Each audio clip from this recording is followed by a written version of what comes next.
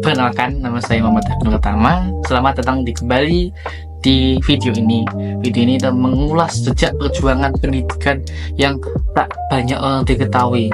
Karena ini pendidikan non pemerintahan, jadi akar bawah dari sebuah pendidikan.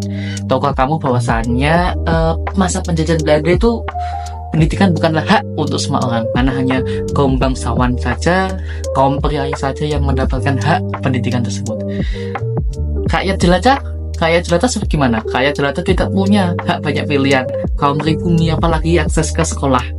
Jadi sekolah-sekolah elit hanya diperuntukkan untuk kaum Eropa dan bangsawan. Jadi sementara rakyat Indonesia itu dibiarkan untuk buta huruf dan tidak berdaya dengan kejuruannya masing-masing. Nah, disinilah cikal bakal pergerakan nasional muncul. Pergerakan ini tuh tidak hanya mengangkat senjata ya. Kalau kita tahu sendiri bahwasanya menyalakan obor kesadaran melalui pendidikan. Pada tahun 1900-an ke atas atau abad 20 awal itu lahirnya pergerakan nasional. Tahun 1908 Budi Utomo didirikan, menandai lahirnya pergerakan nasional. Gerakan nasional ini kemudian hadir banyak organisasi-organisasi seperti Syarikat Islam, Indus Party, dan Perhimpunan Pelajar Indonesia. Tapi mereka semua sadar perjuangan tak akan berhasil tanpa pendidikan. Pendidikan adalah akar dari kemerdekaan itu sendiri.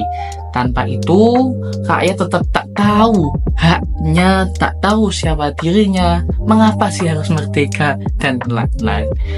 Dan di tengah gelombang ini muncul satu nama yang kelak dikenal sebagai Bapak Pendidikan Nasional. Siapakah dia?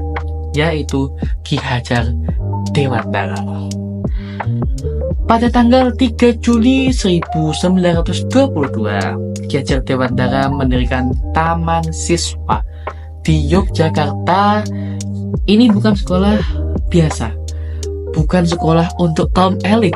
Ini sekolah yang dikhususkan fokus mencerdaskan kehidupan bangsa, murni untuk kaum pribumi yang belum mengenal tentang pendidikan. Ini adalah bentuk perlawanan terhadap sistem kolonialisme lewat pendidikan. Taman Siswa sendiri menawarkan pendidikan bagi rakyat kecil dengan nilai-nilai seperti kebudayaan lokal, kemandirian, kebangsaan, dan kemerdekaan secara berpikir.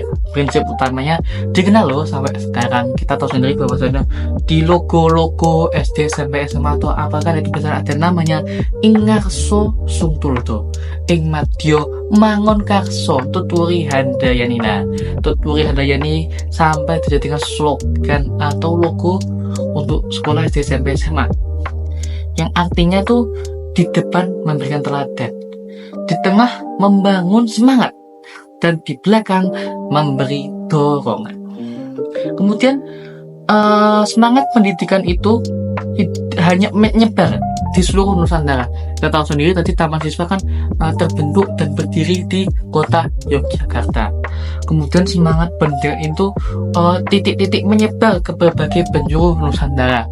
Salah satunya di Provinsi Jawa Tengah, atau dulu belum ada Provinsi Jawa Tengah ya, termasuk di sebuah kota kecil, kota saya yang strategis di perbatasan Jawa Tengah dan Jawa Timur, yaitu Kota Cepu di Kabupaten Blora saat ini. Pada 1 Maret 1932, Taman Siswa Cepu resmi berdiri. Langsung dipimpin oleh Ki Hajar Dewantara, anak cabang Taman Siswa Cepu berdiri. Inilah sekolah pertama non pemerintahan Hindia Belanda, karena dulu di Cepu memang sudah banyak pendidikan, taman pendidikan, tapi taman pendidikan tersebut difokuskan untuk kaum bangsawan, elit, kaum priai, dan kaum terpandang pada zaman itu, untuk anak-anak priai dan kaum bangsawan sendiri. Banyak kok sekolah di Cepu pada saat itu yang sudah berdiri. Salah satunya Els, kemudian ada sekolah rakyat, kemudian ada sekolah untuk kaum bangsawan sendiri, dan masih banyak lain. Sejak awal, Taman Siswa Cepu menjadi simbol perlawanan pendidikan lewat jalur pendidikan. menanamkan semangat kemerdekaan lewat ruang kelas. Taman Siswa Cepu tuh sejarahnya tuh sempat berpindah-pindah lokasi dari perempatan Jalan Diponegoro ke lahan depan SMA N1 Cepu hingga menetap di Desa Balut. Tapi kiprahnya tak berhenti. Sekolah ini aktif dan untuk membentuk generasi muda seperti yang ditanamkan oleh Ki Hajar Dewantara tadi dengan slogannya yang cinta tanah air dan paham identitas bangsanya sendiri. Namun, sejarah tak selalu mulus, tak selalu bagus. Zaman pendudukan Jepang saat Jepang masuk ke Indonesia khususnya di Cepu membawa tekanan batin dan berat terhadap sistem pendidikan di Indonesia. Tidak hanya taman siswa, hampir seluruh sektor terkena imbas dari sistem zaman pendudukan Jepang. Pada masa Jepang, semua sekolah swasta dibatasi. Taman siswa dipaksa menjadi sekolah kejuruan, bahkan harus tutup sebagian. Semangat pendidikan pun nyaris padam. Lalu datang tantangan lagi pada tahun 1960-an. PKI menyusul ke taman siswa, bahkan di pusatnya. Namun berkat pemimpin Nyi Hajar Dewantara atau istrinya Ki Hajar Dewantara infiltrasi, bisa dihentikan. Taman siswa pun tetap berjalan dan bersaing di jalur kebangsaan. Setelah 30 PKI, Taman Siswa Cepu dibangkitkan kembali oleh Bapak Hasbullah bin Joyosono dan Bu Sumitasi. Gedungnya terbengkalai, yang dibersihkan, kegiatan belajar dimulai menjadi 3 jenjang pendidikan seperti Taman Indria atau TK mungkin saat ini, Taman Muda atau setingkat SD, dan Taman Dewasa atau setingkat SMP. Mereka berdua jadi motor penggerak pendidikan nasional di Cepu lewat ide gagasan dari pendirinya yaitu Ki Hajar Dewantara. Namun seiring berjalannya waktu, Taman Siswa di Cepu mulai surut.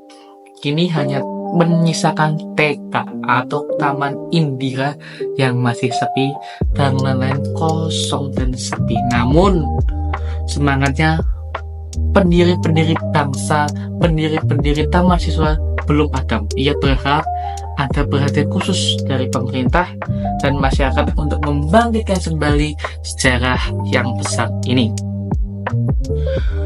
Ya, tugas kita hari ini yaitu bukan hanya mengenang sejarah. Sejarah kan biasanya kan hanya dikenang. Nah, semangat pendidikan ini tetap harus kita warisi semangatnya. Semangat pendidikan yang memerdekakan, memanusiakan, dan membangun bangsa. Mari kita jaga warisan ini, karena pendidikan adalah fondasi kemerdekaan yang sejati, sesuai dengan slogan Ki Hajar Dewantara tadi, ing ngakso sung tulodo, ing madya mangun karso, tutpuri handayani. Ya, jadi Ki Hajar Dewantara bisa kita jadikan teladan dari sejarah pergerakan nasional kali ini.